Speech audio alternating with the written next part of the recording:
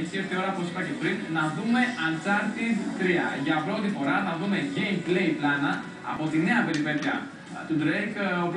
Ο πλήρης τίτλος του παιχνιδιού είναι Uncharted Drake's Deception και τι έχουμε να δούμε.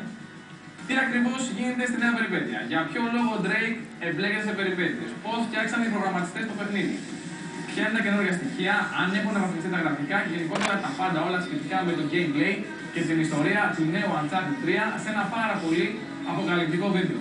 Πάμε γρήγορα.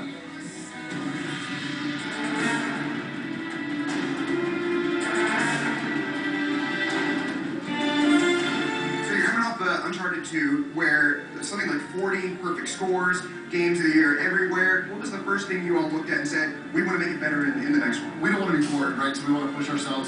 And I don't remember who suggested it, but it was like sand. We got to do sand. And so we knew we were biting off a lot. We decided to do the desert. But I think we realized, like, okay, we can push our tech in an interesting new way that we've never really done before.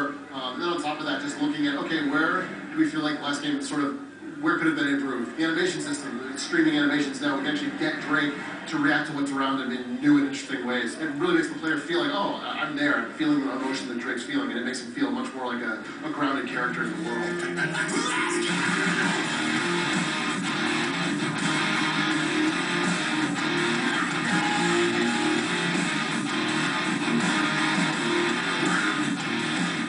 So we always try to make the environment seem like a character in themselves, and now, because we're globetrotting more, the idea is the specific locations take on sort of that persona, the sort of adversarial nature of this genre. I mean, it could be your literal adversaries, but also it could just be, you know, man against nature, man against the crumbling chateau, yeah, so we always try to make sure he's got obstacles to confront. No, it's really cool, and we're really proud of what we showed off. I think the trailer was something different and not the sort of same stuff we've done before, which is really awesome.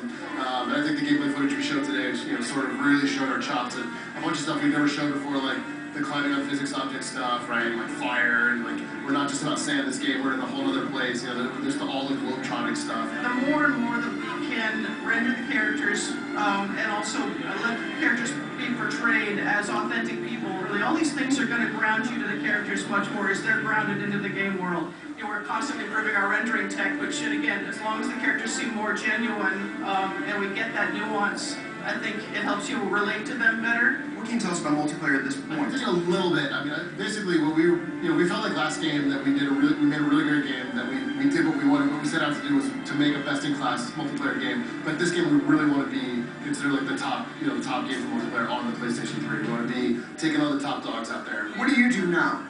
Between now and release, besides stuff like this? Honestly, we have a lot to do. It's always, we're always pushing the boundaries. You know, I think as Evan has said, we're never happy. You know, we push ourselves harder than anybody. You know, we're just never happy with anything. We want to be better and better and better. So we just kill ourselves. You know, and it's gonna be a tough year. We got a lot to do to meet our expectations and meet the fans' expectations.